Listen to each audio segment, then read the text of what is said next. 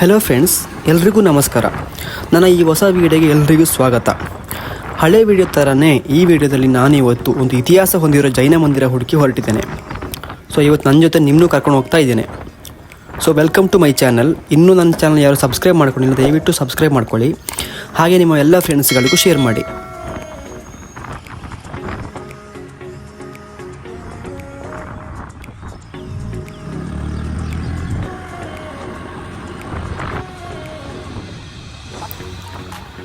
ಇವತ್ತು ನಾವು ಹೋಗ್ತಿರೋ ಟೆಂಪಲ್ಲು ಕಲ್ಕಂದೂರು ಅಂತ ಹೇಳೋ ಒಂದು ಊರಲ್ಲಿ ಇದೆ.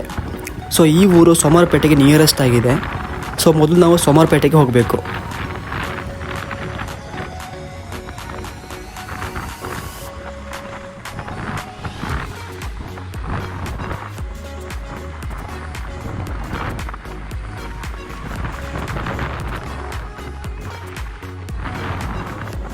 ಟೆಂಪಲ್ಗೆ ಹೋಗೋ ಗ್ಯಾಪ್ನಲ್ಲಿ ಒಂದು ಅನುಭವದ ಮಾತು ಹೇಳ್ತೇನೆ. ನೀವು ಜೀವನದಲ್ಲಿ ಯಾರ ಮೇಲೆ ನಂಬಿಕೆ ಇಡ್ತಾರೋ ಗೊತ್ತಿಲ್ಲ, ಬಟ್ ನಿಮ್ಮ ಮೇಲೆ ಸಂಪೂರ್ಣ ನಂಬಿಕೆ ಇಡಿ. ಆ ನಂಬಿಕೆ ಇಟ್ಟು ಕೆಲಸ ಮಾಡಿದ್ರೆ ನಿಮ್ಮ ಅಂದ್ಕೊಂಡ ಕೆಲಸ ಫುಲ್ಫಿಲ್ ಆಗುತ್ತೆ. ಇದರ ಮಧ್ಯೆ ಸಾಕಷ್ಟು ನೆಗೆಟಿವ್ ಥಾಟ್ಸ್ ಹೇಳುವಂಥ ಜನರು ಸಾಕಷ್ಟು ಬರ್ತಾರೆ. ಬಟ್ ಅವ್ರ ಬಗ್ಗೆ ಏನು ಥಿಂಕ್ ಮಾಡದೆ ಅವ್ರನ್ನ ಸೈಡ್ಗೆ ಇಟ್ಟು ನಿಮ್ಮ ಕೆಲಸನ ಮುಂದುವರಿಸಿ, ಆವಾಗ ಒಳ್ಳೆಯದಾಗುತ್ತೆ.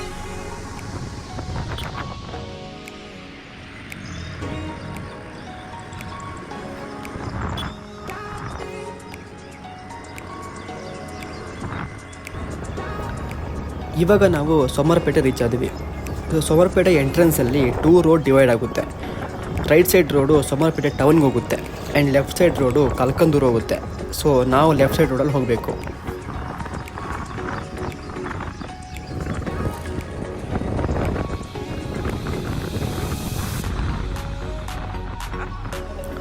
ಸೋಮವಾರಪೇಟೆಯಿಂದ ಕಲ್ಕಂದೂರಿಗೆ 2.5 ಕಿಲೋಮೀಟರ್ ಇದೆ. ಸೊ ಅಲ್ಲಿ ಹೋಗಿ ಲೋಕಲ್ ಪೀಪಲ್ನ ಕೇಳಿದ್ರೆ ಟೆಂಪಲ್ ಇದೆ ಅಂತ ಹೇಳ್ತಾರೆ. ಕಲ್ಕಂದೂರು ರೀಚ್ ಆಗಿ ಅಲ್ಲೇ ಲೋಕಲ್ ಪೀಪಲ್ನ ಕೇಳಿದಾಗ ಇಲ್ಲೇ ಮುಂದೆ ಟೆಂಪಲ್ ಇದೆ ಅಂತ ಹೇಳಿದರು. ಸೊ ನಮ್ಮ ಪಯಣ ಟೆಂಪಲ್ ಬಳಿ.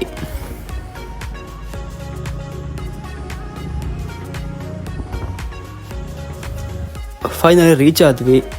ಫ್ರಂಟಲ್ಲಿ ಹಾಲ್ ಇದೆ ಆ್ಯಂಡ್ ಅದು ಕ್ಲೋಸ್ ಆಗಿಬಿಟ್ಟಿದೆ, ಬಟ್ ಬ್ಯಾಕ್ ಸೈಡಲ್ಲಿ ಟೆಂಪಲ್ ಇದೆ.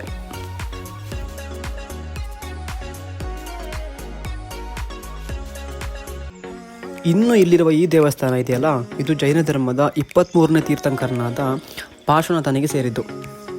ಇದನ್ನು ಕ್ರಿಸ್ತಶಕ 1380ರಲ್ಲಿ ನಿರ್ಮಾಣ ಮಾಡ್ತಾರೆ. ಅಂದರೆ ಸುಮಾರು ಇವತ್ತಿಗೆ 650 ವರ್ಷಗಳ ಹಿಂದೆ ನಿರ್ಮಾಣ ಮಾಡಿದ್ದಾರೆ. ಆಮೇಲೆ 1975ರಲ್ಲಿ ಇದರ ನವೀಕರಣ ಕೆಲಸ ಕೂಡ ಮಾಡಿದ್ದಾರೆ. ಇನ್ನು ಇಲ್ಲಿನ ಮೇನ್ ಅಟ್ರಾಕ್ಷನ್ ಏನಂದರೆ ಪದ್ಮಾಸನ ಭಂಗಿಯಲ್ಲಿ ಕೂತಿರುವ ಭಗವಾನ್ ಪಾರ್ಶ್ವನಾಥನ ವಿಗ್ರಹ.